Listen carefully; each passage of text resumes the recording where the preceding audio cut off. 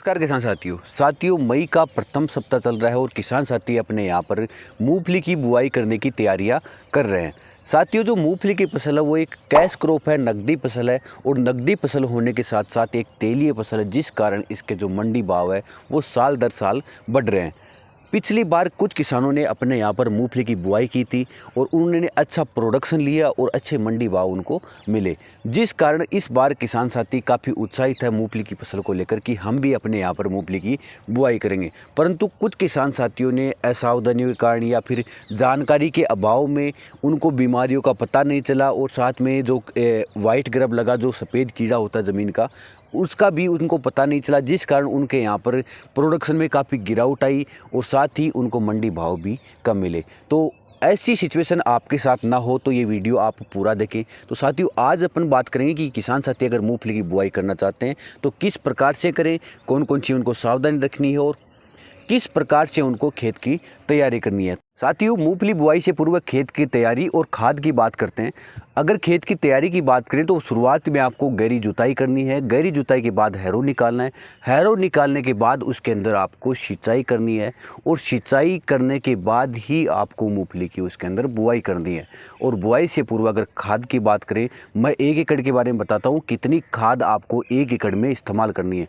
आप 70 से 80 kilogram single super phosphate SSP का इस्तेमाल करें। साथ ही उसके अंदर 20 से 25 kilogram DAP di ammonium phosphate use करें और इसके साथ आप सल्फर बेंटोनाइट, जो दाल वाली सल्फर आती है, उसका इस्तेमाल कर सकते हैं आप 10 से 15 किलोग्राम प्रति एकड़ के हिसाब से। उसी के साथ आप सूक्ष्म पोषक तत्व माइक्रो न्यूट्रिएंट के लिए सागरिका दानेदार का इस्तेमाल ज़रूर करें। अगर उसकी मात्रा की बात करें तो आप 10 से 20 किलोग्राम प्रति एकड़ उसकी मात्रा आप ज़रूर लें। ये सारी बुआई करने की सारे खाद आप ज़मीन में डालने के बाद अपने यहाँ पर अपनी मूंगफली की बुआई करनी है। अगर आप साथ में बुआई करना चाहते हैं तो साथ में भी जो आजकल हाइब्रिड कल्टियाँ आती है, हाइब्रिड सीडलिंग आती है, उसमें आप खाद और बीज को एक साथ बीज सकते हैं। ये मात्रा आपको खाद के रूप में अपनी ज़मीन के अंदर डालनी है, जिससे आपको अच्छा प्रोडक्शन देखने को मिले। इसके बाद बुआई करने के लिए बीज का बीजोपचार करना बहुत ही ज़रूरी है। जो बीजोपचार होता है वो फसल के लिए एक प्रकार से अमृत की तरह काम करता है, जो फसल को कीट व बीमारियों से लगभग 20 से 25 दिन तक बचाए रखता है। अगर बात करें अब बीजोपचार किस प्रकार से करना है, तो साथियों बीजोपचार के लिए आप अपने यहाँ पर कार्बेंडाजिम और मैनकोजेब का फंगीसाइड के रूप में इस्तेमाल कर सकते हैं। अगर इसकी मात्रा की बात करें तो आप 2 से 3 ग्राम प्रति किलोग्राम बीज के लिए इस्तेमाल करना है। इसके लिए आपको बीज के ऊपर अच्छी प्रकार से दस्ताने पहनकर बीज के ऊपर लगाना है। उसके बाद आती है बारी इंसेक्टिसाइड की, कीटनाशक की, तो आप थाइमोथोक्सम 30% FS का इस्तेमाल कर सकते हैं। अगर उसकी मात्रा की बात करें तो 4 ml आपको ये लिक्विड दवाई लेनी है, थाइमोथोक्सम लेना है और उसके साथ 2 ml आपको पानी मिलाना है और उसके बाद अच्छी प्रकार से उसके ऊपर आपको इस इंसेक्टिसाइड, इस कीटनाशक का लेपित कर देना है। उसके बाद आपको 5 से 6 घंटों तक सुखाना है और उसके बाद आपको बुआई करनी है।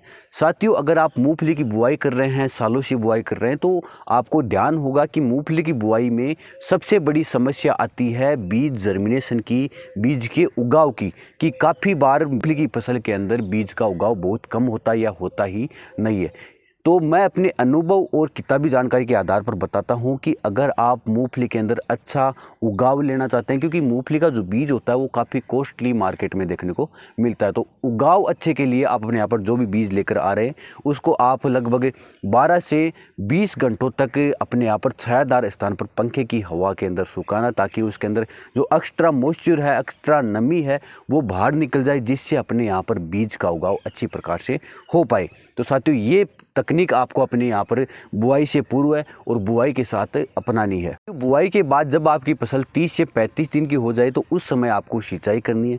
सिंचाई से पूर्व आपको अपनी फसल के अंदर यूरिया 1 एकड़ में 20 से 25 किलोग्राम डालना है। उसके साथ ही आप सल्फर का इस्तेमाल कर सकते हैं, जो 80% आती है WG फॉर्म के अंदर, उसका इस्तेमाल कर सकते हैं 5 से 6 किलोग्राम प्रति एकड़ के हिसाब से। अगर आप उस समय माइक्रो न्यूट्रिएंट डाल रहे हैं या फिर अपने यहाँ पर हुमिक एसिड का इस्तेमाल कर रहे हैं तो दानेदार हुमिक एसिड का इस्तेमाल करें। माइक्रो न्यूट्रिएंट में आप सागरिका दानेदार का इस्तेमाल कर सकते हैं।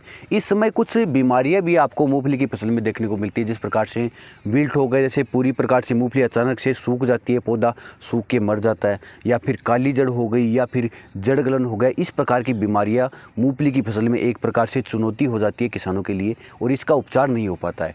तो इसके लिए आप अपने यहाँ पर टेबुकानाजोल या हेक्साकोनाजोल जो फंगीसाइड आते हैं उसका इस्तेमाल कर सकते हैं। 300 से 400 ml प्रति एकड़ आपको इनकी मात्रा लेनी है, और इसके साथ आपको सल्फर जो 80% पाउडर फॉर्म में आ रहा है उसको मिलाना है। 3 से 4 किलोग्राम इन दवाइयों में मिलाना है, और अच्छी प्रकार से मिलाकर इनको मिट्टी में मिलाकर अच्छी प्रकार से सिंचाई से पूर्व मूंगफली की 1 एकड़ फसल के अंदर छिड़काव कर देना। फिर उसके बाद सिंचाई करनी है, और इस प्रकार की बीमारियों से आप छुटकारा। साथियों, जब आपकी फसल 40 से 45 दिन की हो जाए तो इस समय अपने यहाँ पर हर्बिसाइड का इस्तेमाल ज़रूर करें।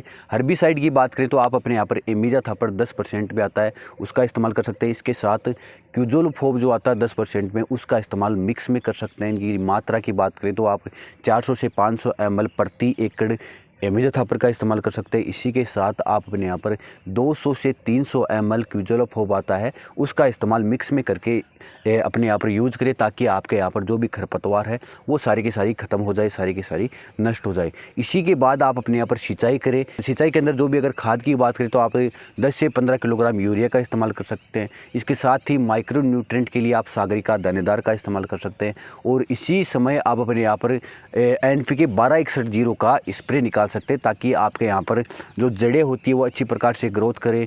जो एक प्रकार से सुई बोलते हैं मूंगफली के अंदर, उसका एक प्रकार से अच्छी बढ़वार हो, इसके लिए अपने यहाँ पर 1261 का स्प्रे निकाल सकते हैं। साथियों, इस समय मूंगफली की फसल में कुछ बीमारियां देखने को मिलती हैं, जिस प्रकार से आपके यहाँ पर जो पत्ते होते हैं उसके अंदर काले काले धब्बे हो जाते हैं, या फिर अपनी फसल के अंदर एक प्रकार से सुंडी होती है, जो लट होती है, उसका प्रकोप भी ऊपर देखने को मिलता है। इसके लिए अपने यहाँ पर एमामेक्टिन 5% का घोल बनाकर अपने यहाँ पर इस्तेमाल कर सकते हैं अपनी मूंगफली की फसल के अंदर। और इसके साथ ही अगर आपके यहाँ पर काले धब्बे आपको देखने को मिल रहे हैं तो आप अपने यहाँ पर कार्बेंडाजिम मैनकोजेब का स्प्रे निकाल सकते हैं आप अपनी फसल के अंदर, जिससे आपको काले धब्बे भी देखने को नहीं मिलेंगे। और साथ ही आपको इमामेक्टिन का इस्तेमाल करते तो आपको सुंडी का प्रकोप भी देखने को नहीं मिलेगा। इसी समय ज़मीन के अंदर व्हाइट क्रब सफ़ेद कीड़े का प्रकोप भी शुरू हो जाता है, तो इसलिए अपने यहाँ पर आप थायोप्लस लेमड़ा का जो मिक्सर आता है उसका इस्तेमाल कर सकते हैं आप अपनी फसल के अंदर। इसके इस्तेमाल के लिए आपको थोड़ी सावधानी रखनी होती है, क्योंकि जो लेमड़ा होता है वो त्वचा को जलाता है। तो इसके लिए आप अपने यहाँ पर दस्ताने पहने, उसको दवाई को अच्छी प्रकार से मिट्टी के अंदर मिलाए, और फिर आप अपने यहाँ पर 500 ml जो ये दवाई होती है थायोप्लस लेमड़ा, इसका 1 एकड़ में आप छिड़काव कर सकते हैं, और अपने यहाँ पर सफ़ेद कीड़े से बचाव कर सकते हैं 10 से 15 दिन तक। साथियों, इसके बाद तीसरी सिंचाई की अगर बात करें तो ये करनी है आपको 60 दिन पर। तो इस समय अगर आप कोई खुराक डाल रहे हैं तो कैल्शियम नाइट्रेट का इस्तेमाल कर सकते हैं, साथ ही बोरोन का इस्तेमाल कर सकते हैं स्प्रे के अंदर। और इस समय अगर कोई बीमारी की बात करें तो कई बार अपन देखते हैं जड़ गलन होना शुरू हो जाती है, या फिर काली जड़ भी अपनी मूंगफली की फसल में देखने को मिलती है। तो आप अपने यहाँ पर इसके लिए टेबुकानाजोल का स्प्रे निकाल सकते हैं अपनी मूंगफली की फसल के अंदर। अगर स्प्रे निकाल रहे हैं तो 200 ml प्रति एकड़ मात्रा आपको लेनी है, और स्प्रे आपकी फसल के अंदर निकाल देना है। साथियों, अगर चौथी सिंचाई की बात करें तो चौथी सिंचाई आपको 60 से 65वें दिन निकालनी है। तो इस समय अपनी मूंगफली की फसल में आप कैल्शियम नाइट्रेट का इस्तेमाल करें, 0-32 जो NPK ग्रेड आती है उसका इस्तेमाल कर सकते हैं। और इसी समय आपको मूंगफली की फसल के अंदर ज़मीन में व्हाइट ग्रब का प्रकोप फिर से दिखाई देगा, तो उसके लिए आप क्यूनालफोस का इस्तेमाल कर सकते हैं, साथ में थायोलेमड़ा ले सकते हैं, या क्लोरोप्लस से साइपरमेथिलिन आती है जो 55% में, उसका इस्तेमाल कर सकते हैं। इससे आपको व्हाइट ग्रब से छुटकारा मिल जाएगा। इसके बाद आप जो लास्ट सिंचाई करते हैं तो उसमें आप कैल्शियम नाइट्रेट का इस्तेमाल भी कर सकते हैं, 0050 जो NPK ग्रेड आती है उसका इस्तेमाल कर सकते हैं। ये इस्तेमाल करने के बाद आपको माइक्रो न्यूट्रिएंट के लिए कोई भी अच्छे प्रकार से माइक्रो न्यूट्रिएंट, जैसे सागरिका हो गई, सागरिका लिक्विड हो गई, अपना इफ्को का उमेदसु आ गया, इसका आप अपनी फसल के अंदर स्प्रे निकाल सकते हैं। जो सागरिका दानेदार है उसको आप ज़मीन में डाल सकते हैं। खाद से आपको अपने यहाँ पर मूंगफली की फसल में खाद डालनी है ताकि आपको अच्छा प्रोडक्शन देखने को मिले। तो साथियों, ये जानकारी किस प्रकार की लगी, जानकारी अच्छी लगी तो वीडियो को लाइक कर सकते हैं, हमारे चैनल को सब्सक्राइब कर सकते हैं, साथ ही बेल आइकन को दबा सकते हैं ताकि नई से नई जानकारी, नई से नई वीडियो आपको उपलब्ध हो सके। धन्यवाद साथियों।